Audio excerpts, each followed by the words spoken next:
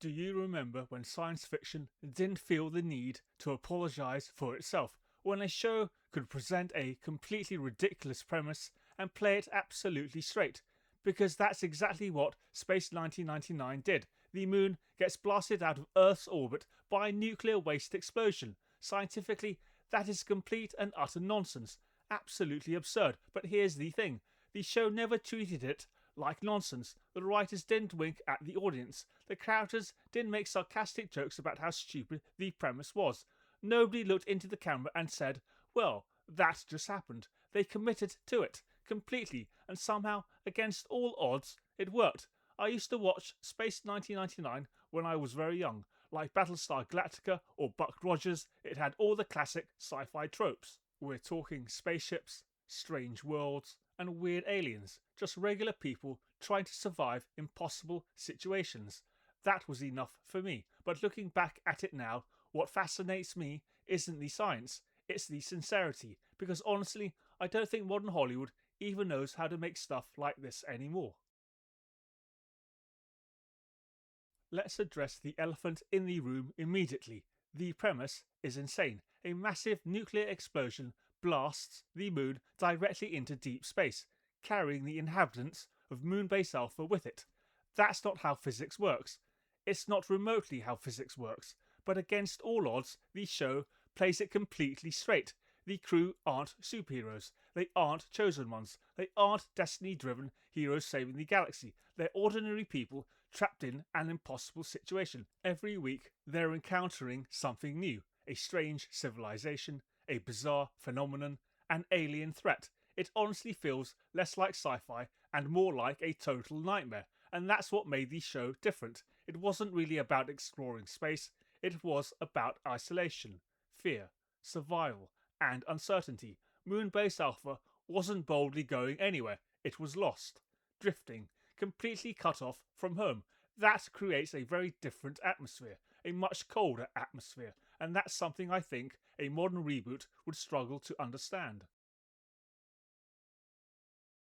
Modern reboots have this annoying habit of trying to explain everything. Everything must be grounded.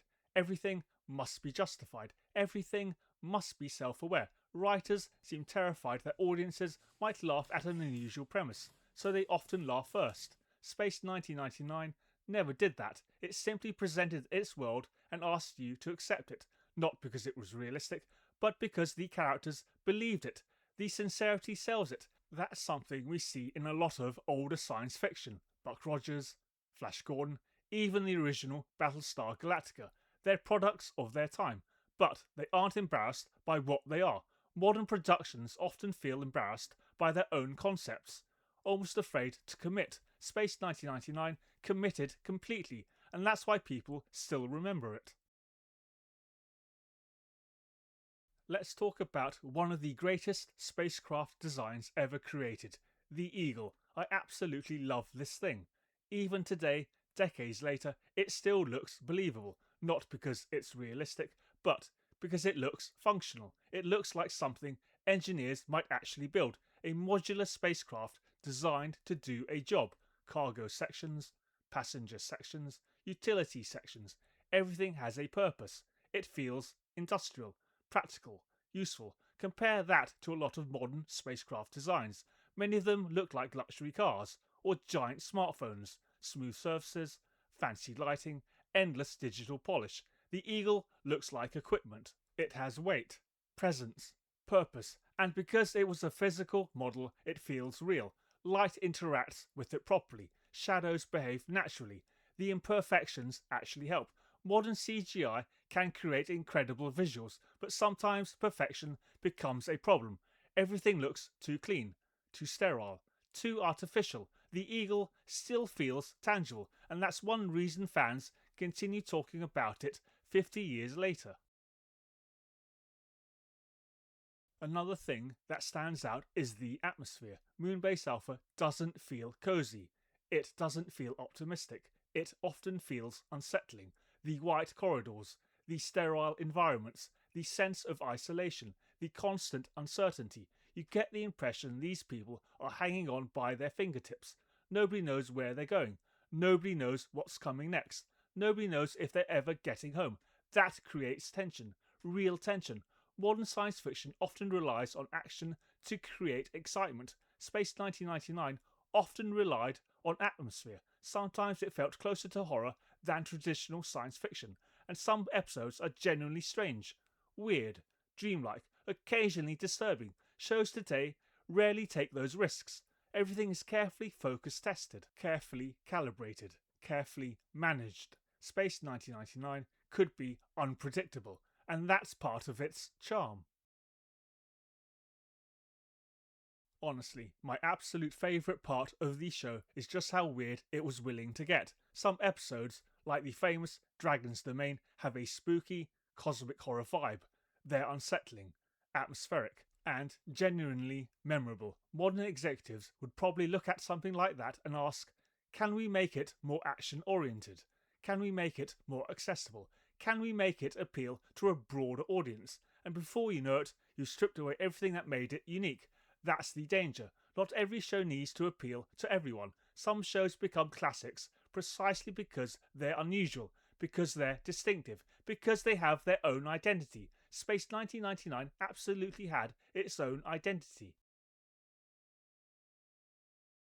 Now, don't get me wrong. Could somebody make a good Space 1999 reboot?